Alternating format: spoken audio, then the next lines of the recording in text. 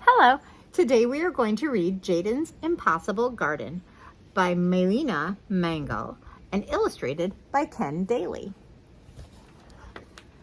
Jayden loved nature. At school, he played outside during recess. On field trips, he pretended to be a scientist, collecting acorns, stones, and twigs.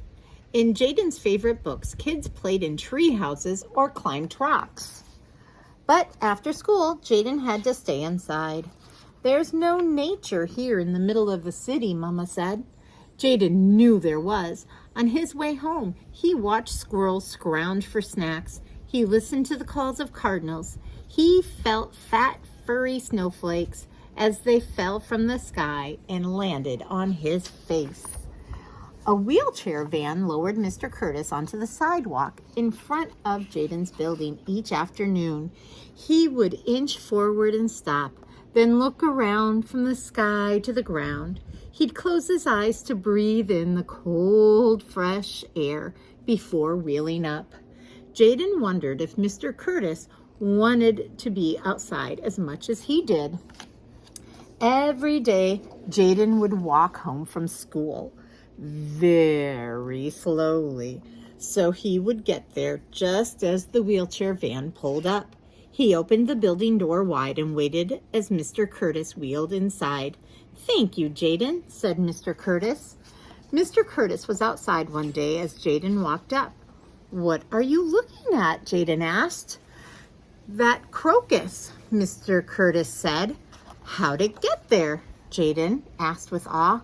"Magic," Mr. Curtis winked. "Spring is here." Jayden smiled, wanting to stay. Then his shoulders slumped. "I have to go inside. Mama says there's nothing to do out here." "My daughter says that too," Mr. Curtis nodded. "But I just want to be out all day." "Can I go outside with Mr. Curtis?"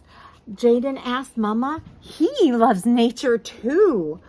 "What a kind idea," Mama said. "But Jayden, there's no nature here in the middle of the city." From then on, Jayden and Mr. Curtis met every day after school. Mr. Curtis told stories of his childhood adventures in Mississippi, and Jayden shared facts he had found in animal books. They compared nature collections. They searched for anthills. They built towers from old boxes, stones, and sticks. "This is our secret fort," Jayden said. "They planted mystery seeds in old containers, and this is our magical garden," Mr. Curtis said. One day, Jayden tried to share the secret. "Mama, here's the magical secret fort garden I made with Mr. Curtis." "These old buckets and boxes?" Mama shook her head. "Jayden, honey, I'm glad you and Mr. Curtis are enjoying time together, but there's no nature here in the middle of the city." So Jayden and Mr. Curtis made a plan. "My daughter didn't understand why I wanted her to bring me her empty coffee containers rather than recycling them," Mr. Curtis chuckled. Jayden helped Mr. Curtis decorate the coffee containers. They planted zinnia, marigold, and nasturtium seeds inside of them. "And Mama said I shouldn't keep trash," Jayden said, smiling. "So I told her I was recycling this milk jug." Mr. Curtis helped Jayden cut holes in the middle of the jug and attach a string to the top, and they filled it with scarlet runner bean seeds. Together, they discovered something new each afternoon that summer. While watering the garden, they plucked a caterpillar and put it in a jar. It became the guardian of the fort.